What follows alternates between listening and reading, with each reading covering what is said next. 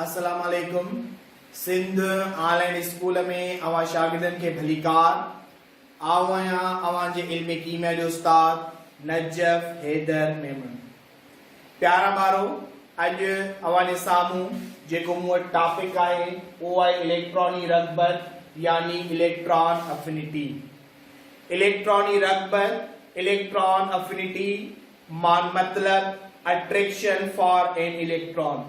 Electron जे लाए कशिश एटम जॾहिं बांड ठाहींदा आहिनि त पोइ हू या त इलेक्ट्रॉननि खे गेन कंदा आहिनि यानी हासिल कंदा आहिनि या उहे एटम उन्हनि इलेक्ट्रॉननि खे लॉस कंदा आहिनि यानी विञाईंदा आहिनि पंहिंजे शेल मां रिमूव कराईंदा आहिनि।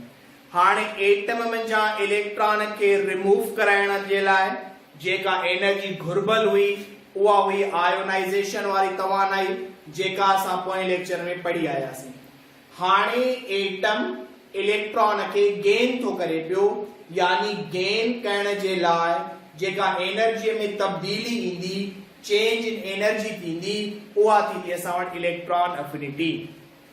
डेफिनेशन लिखी आहे तवानाई में पैदा थियल उहा तब्दीली जेका गैस जी हालत में कंहिं एटम वधिक इलेक्ट्रॉन हासिल कयो हुजे यानी चेंज इन एनर्जी एनर्जी में आयल तब्दीली when an electron is added to a gaseous atom।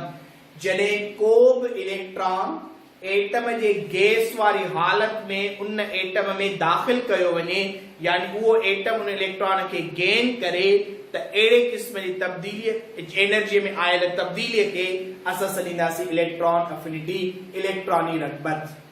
इलेक्ट्रॉनी रगबत it is measured in kilojoule per mole or electron volts यानी हिन खे असां किलोजोल पर मोल में या असां हिन खे इलेक्ट्रॉन वोल्ट में मेजर कयूं था पिया।